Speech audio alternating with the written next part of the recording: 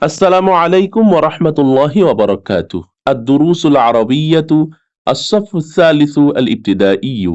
ইবতিদায়ী তৃতীয় শ্রেণীর আদ-দুরুসুল আরাবিয়্যা এর আজকের ক্লাসে তোমাদের সবাইকে জানাচ্ছি আহলান ওয়া সাহলান মারহাবান। প্রিয় শিক্ষার্থী বন্ধুরা, আশা করছি নতুন বছর তোমরা খুব আনন্দের সঙ্গে কাটাচ্ছ। আমাদের আজকের পাঠ হচ্ছে হাযা ওয়া যালিকা। আদ-দারসুল আউয়াল, প্রথম পাঠ। এর হাদা এবং জালিকা এর ব্যবহার আমরা জানব। আরবিতে কোনো কিছু কাছে বোঝাতে হলে আমরা হাদা ব্যবহার করি, আর দূরে বোঝাতে হলে জালিকা ব্যবহার করি। ধরে নাও কোনো কিছু কাছে আছে, যেমন তোমার হাতের কাছে একটি মোবাইল, তো এটি একটি মোবাইল বা এটি মোবাইল, এটি আরবি হচ্ছে হাদা।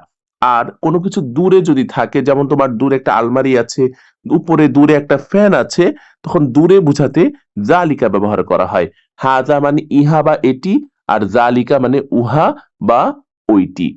চলো আমরা আমাদের পড়া শুরু করি। হাজা রুজ্জুন, এটি ভাত। জালিকা খুবজুন, ওইটি রুটি। দেখো, হাজা রুজ্জুন, ভাতটা কাছে আছে এজন্য হাজা, আর রুটিটা ভাত থেকে দূরে আছে এজন্য আমরা জালিকা শব্দটি ব্যবহার করেছি। এরপর হাজা দাকিকুন, এটি আটা। জালিকা আদাসুন, ওইটি ডাল। হাজা সামাকুন, এটি মাছ। জালিকা লাহমুন, ওইটি গোশত। হাজা কাবিদুন, এটি কলিজা। জালিকা বায়দুন, ওইটি ডিম। হাজা মাউন, এটি পানি। জালিকা বাকলুন, ওইটি সবজি। হাদিহি জুবদাতুন, এটি মাখন। জালিকা সামনুন, ওইটি ঘি। হাজা আসালুন, এটি মধু। জালিকা জাইতুন, ওইটি তেল। হাদা কাকুন, এটি কেক। জালিকা মিলহুন, ওইটি লবণ। হাদা শায়ুন, এটি চা।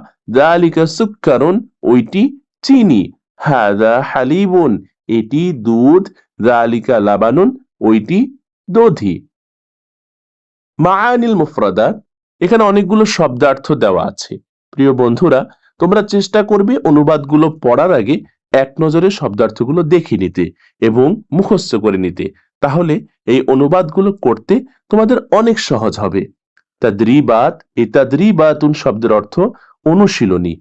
এখানে লেখা আছে আকরাউ ওয়া আকতুবু, আমি পড়ি ও আমি লিখি, অর্থাৎ পড়ি ও লিখি। চল অর্থগুলো কি হবে? হাদা সামাকুন, এটি মাছ। ওয়াদালিকা লাহমুন, আর ওইটি গোশত। সামাকুন লাযীযুন, মাছটি সুস্বাদু। ওয়ালাহমুন লাযীযুন আয়দান, লাহমুন মানে গোশত, লাযীযুন মানে সুস্বাদু, আয়দান মানে ও। ইংরেজি যেমন টু একটা শব্দ আছে, টি ডাবল ও, টু মানে ও অর্থ হয়। ওয়ালাহমুন লাযীযুন আয়দান, আর গোশত সুস্বাদু। হাদা লাবানুন, এটি দই। ওয়াযালিকা হালিবুন, আর ওইটি দুধ। লাবানুন ওয়া হালিবুন মুফিদান, মুফিদুন শব্দের অর্থ উপকারী, অর্থাৎ দই এবং দুধ দুটি উপকারী। প্রিয় বন্ধুরা, আমাদের আজকের পাঠ এ পর্যন্তই।